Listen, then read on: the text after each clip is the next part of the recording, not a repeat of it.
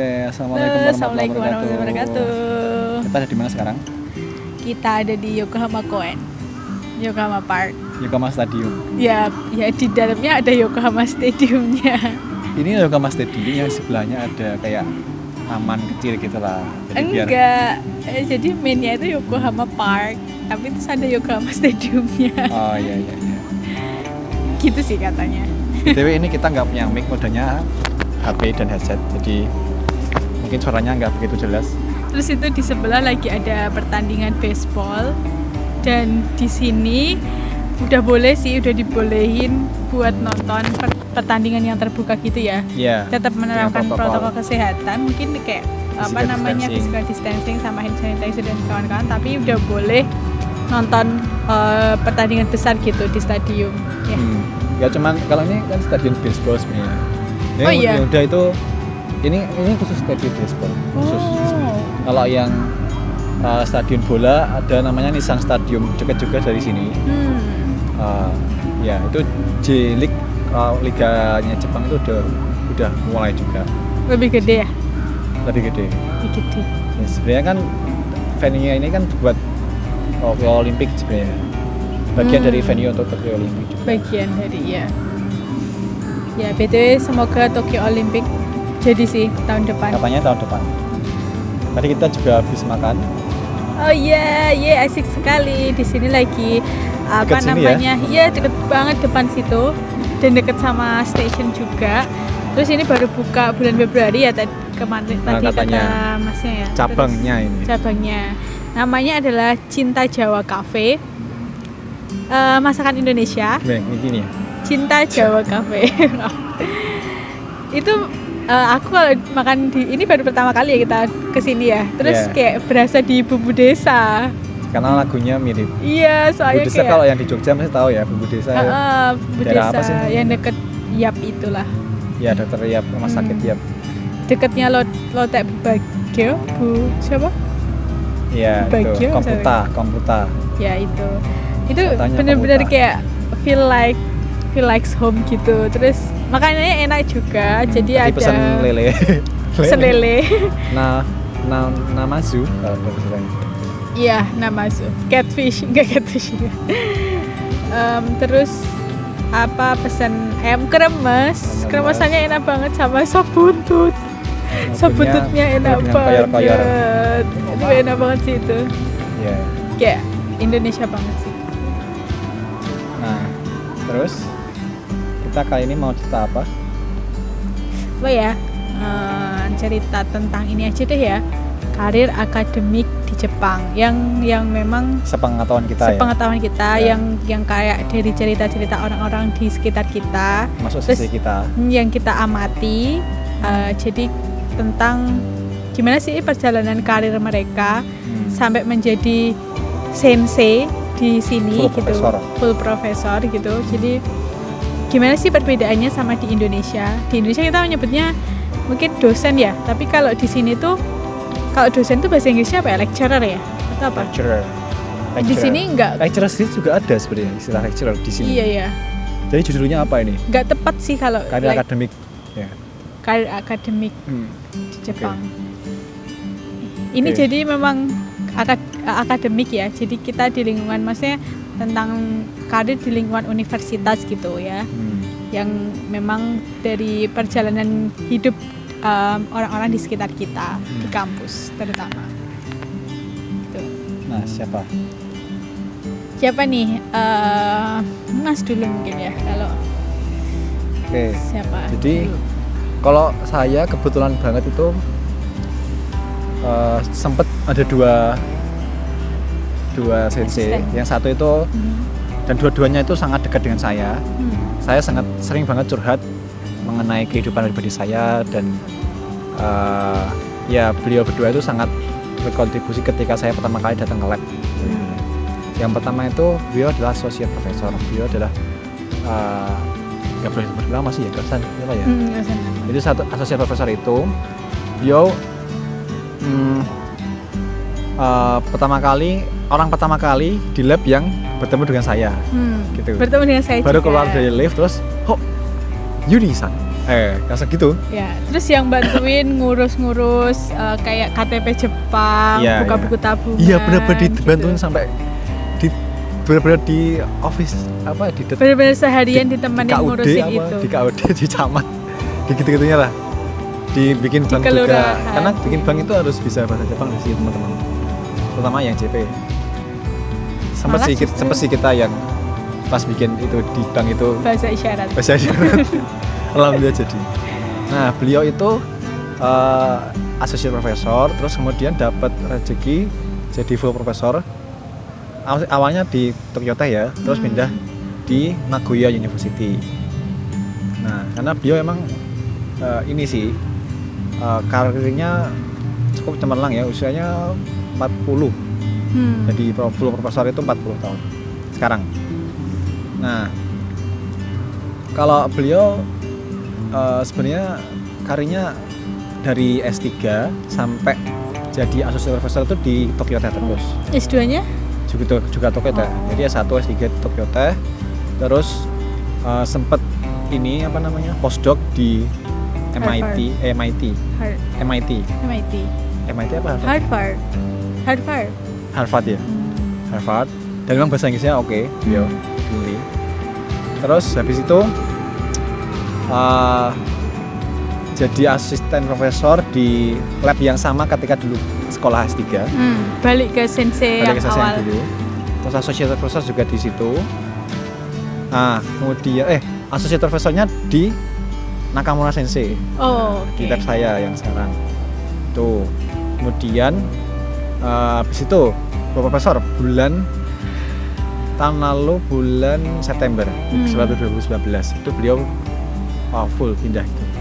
Dan sebenarnya masih associate professor sih, tapi punya lab sendiri kan. Sekarang? Iya. Sekarang full profesor. Udah full professor. Full profesor, iya. Wow, masih muda ya. Masih muda, 40 tahun. Oh, sesuai. Gitu.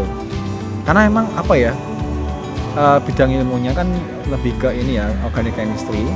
Terutama lebih spesifik itu microflow reaction. Jadi itu sangat-sangat ngetrend sekarang gitu. Jadi ketika beliau publish itu selalu jadi cover page.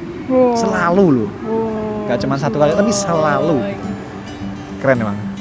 Tapi emang ini sih itu berkat dulu alat-alat yang dipakai ketika postdoc di Harvard, terus dibawa lagi semuanya di Jepang. Boleh. Itu kayak dikasih hibah atau something like that. Satu awalnya terus beli sendiri 2 sisanya. Jadi emang modalnya gede. Nah, biasanya memang kalau di sini kayak apa ya? Topik yang dibawa sampai punya lab sendiri itu tuh biasanya didapat dari postdoc ya? Kebanyakan. Masuk juga kan tadi yang pertama ya.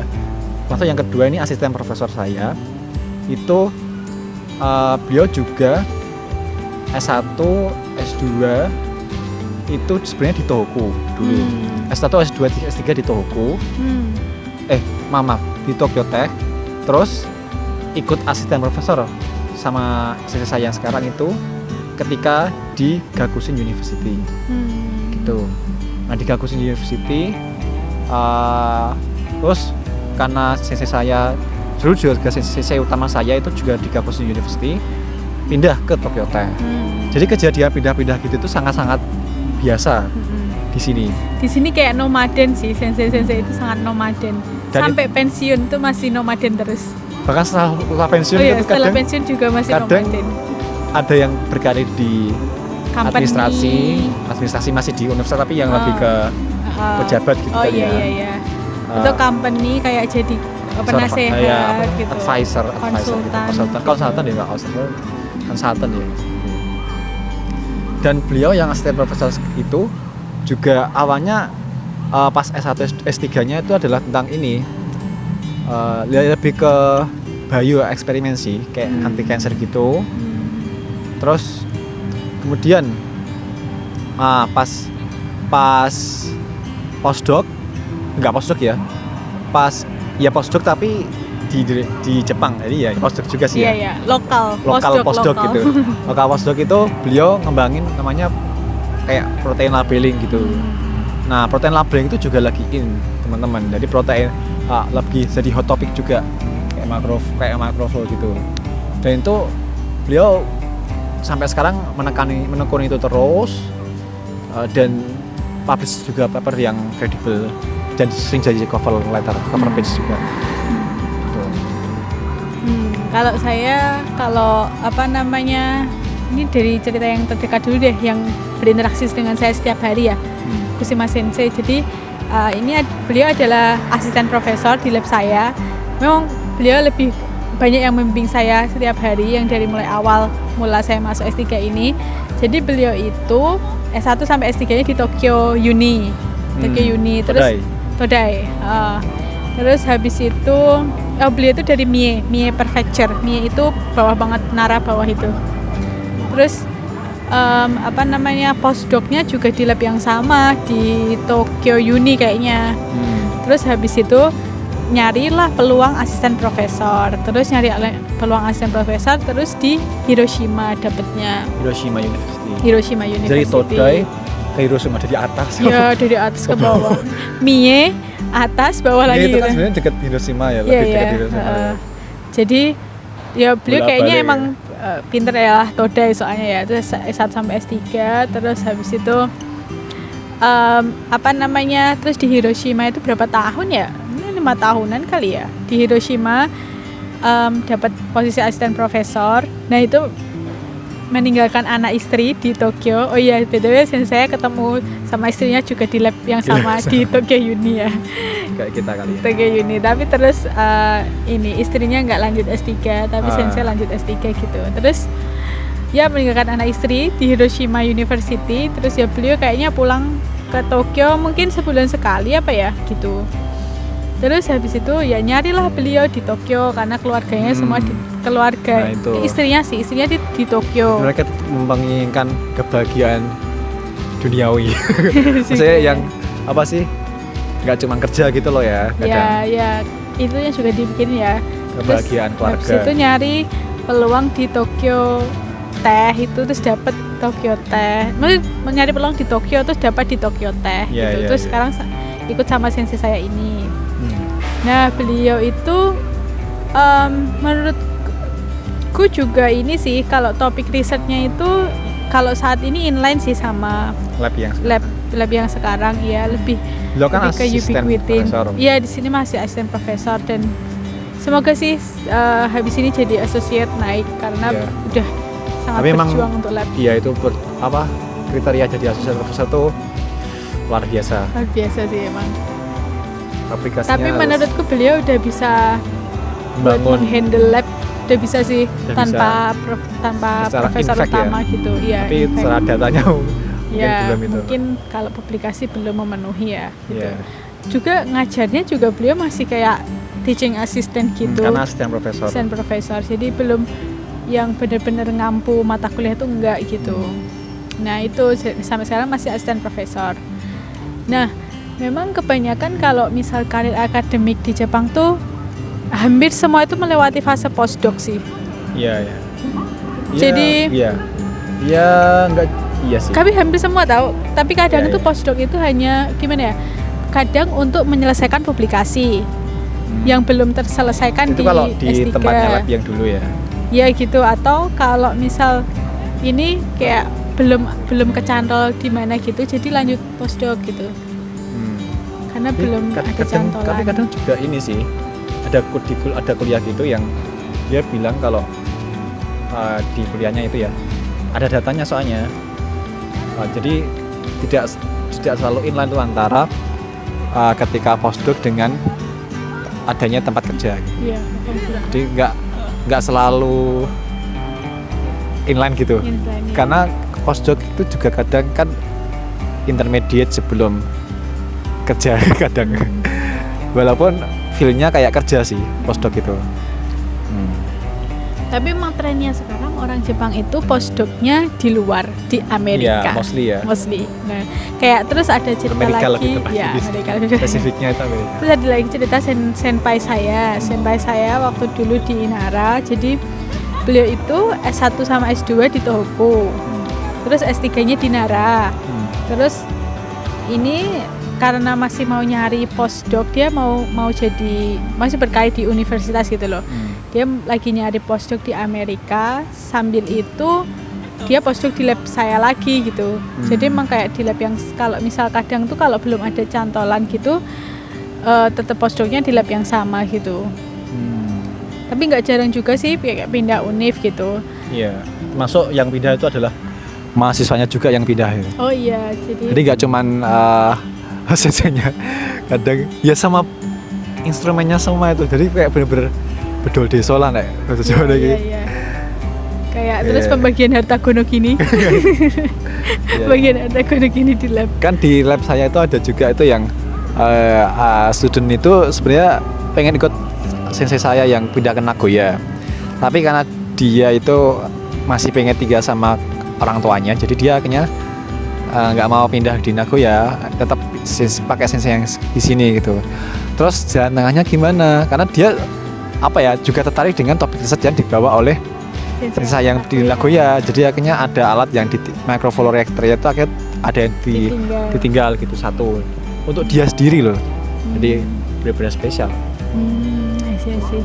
Ya, jadi sistemnya di sini kayak misal ada profesor utama, terus ada asisten profesor, ada associate profesor, terus nanti kan ada bimbingan-bimbingannya dibagi-bagi tuh, grup ini sama sensei ini, grup ini sama sensei ini. Nah, kalau misal sensei ini pindah, mahasiswanya juga ikutan pindah gitu. Dan itu gampang sih, maksudnya kayak itu hal yang biasa. Jadi universitas itu nggak masalah gitu loh. Kamu nggak DO, nggak harus mekanismenya itu sangat gampang lah pokoknya. Ya nanti nge-labnya di sana tapi administrasinya pas apa di kampus gitu aja. Jadi kayak gitu sih. Terus simple banget. Jadi tapi ada kasus temanku yang dulu di Nara. Jadi asisten profesornya pindah di Nagasaki University. Dia kan anak Max tuh. Nah, karena tinggal 1,5 tahun tapi harus ikut ke Nagasaki University. Tapi semua administrasinya masih mahasiswa Nara gitu. Nah, terus kan Max itu harus kalau dulu tanda tangan per bulan tahu. Manually gitu. Kalau di corona ini kita udah pakai online signature electronic signature. Tapi kalau dulu kayak masih manual. Nah, tiap bulan tuh dia harus ke Nara buat tanda tangan Max gitu. Bayangin ya Nagasaki. Iya, tapi terus memang kalau ujian-ujian tuh semuanya masih ikut yang previous university gitu. Iya.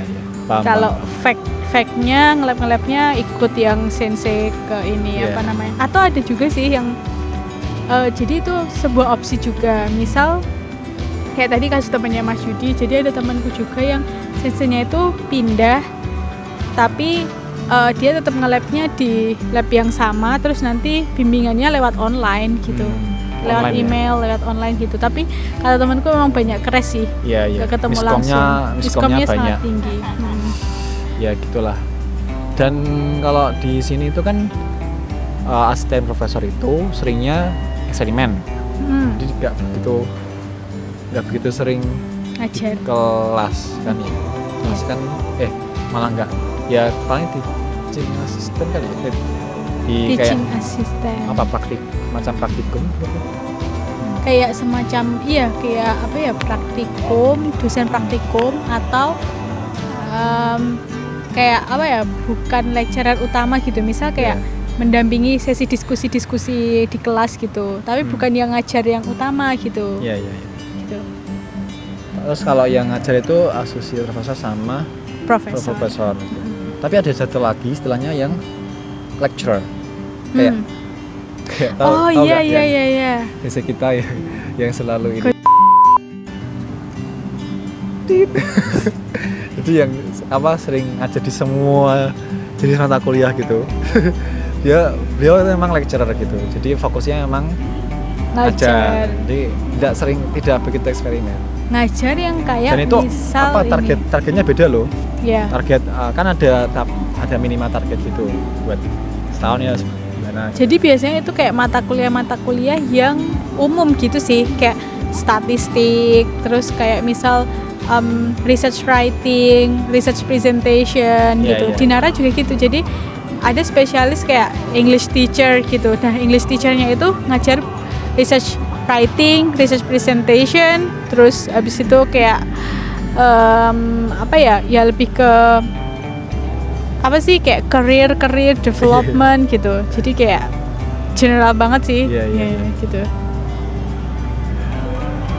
Biasanya kalau kayak gitu tuh adalah bule. Di Nara dulu juga bule soalnya. Oh gitu. Iya, di sini juga bule. Jadi nggak bule sih. Ya kalau ini ya bule. Iya, bukan Japanese asli gitu loh. Iya, paham. Tapi udah tinggal di sini lama gitu. Iya. Tapi biasanya juga lulusan sini. BTW ini gerimis ya? Enggak kok. Itu atas tuh. Oh iya ya. Iya. Tapi Dan kalau nggak percaya sama saya. Tapi kalau kayak gini nggak kelihatan atasnya kan? Ya memang. Seringnya nggak percaya dulu. Ya terus ini apa namanya? Nah sekarang yang di Indonesia. Oh iya, tapi, komparasi ya gitu ya. Kalau ya sebenarnya saya dosen tapi baru berapa bulan ya? Baru 2 bulan. Ya kan kalau SK-nya itu Oktober, November, Desember, Januari, Februari. Februari ya, Maret 6. Tapi sempat sakit sebulan itu. Ya itulah, jadi ngurusin nikah. Ya. Baru minim informasinya sebenarnya. Tapi ya kurang lebihnya kalau dari istilahnya kan udah beda. Kalau di Indonesia itu ada dari kalau salah sekarang jadi teaching staff, tenaga pengajar gitu. Kepangkatannya itu kan tahapnya tenaga pengajar, terus asisten lecturer. Bukan. Gak tahu aku juga lupa. Sebelum lektor itu apa ya? Nanti kita cek dulu ya. Sebelum lektor itu yaitu asisten ahli, aku ingat. Asisten ahli. Apa tuh bahasa Inggrisnya? Aduh, nggak tahu aku. Expert assistant. Ya itu, pokoknya asisten ahli. Terus baru lektor. Asisten ahli itu kalau kita pertama kali mengurus kepangkatan, jadi masih master gitu, nggak apa. Terus lektor itu ada syaratnya S3. Nah, habis itu ada syarat yang lainnya masuk kayak karena di Indonesia kan ada Tridharma perguruan tinggi itu yang penelitian, pengabdian sama pendidikan. Jadi emang kelebihannya dosen-dosen Indonesia itu sangat komprehensif. Wow. 3 aspek loh, ngeri loh. Bahkan sini juga nggak sampai kayak gitu loh. Nggak sampai pengabdian sosial ya. Mungkin pengabdian sosialnya tapi nggak direct. Iya kayak di media gitu kali ya. Kan kadang juga di media gitu. Kalau kita kebanyakan kan sosialisasi, yeah. Terus habis itu training, workshop, langsung ke masyarakat ya. Di sini nggak sih kayaknya. Jarang gitu. Ya, terus setelah lektor kepala, terus profesor. Dan kalau rata-rata itu sekitar menuju profesor itu dari lektor menuju profesor kebanyakan adalah 10 sampai 20 tahun. Kalau 30 ada kan?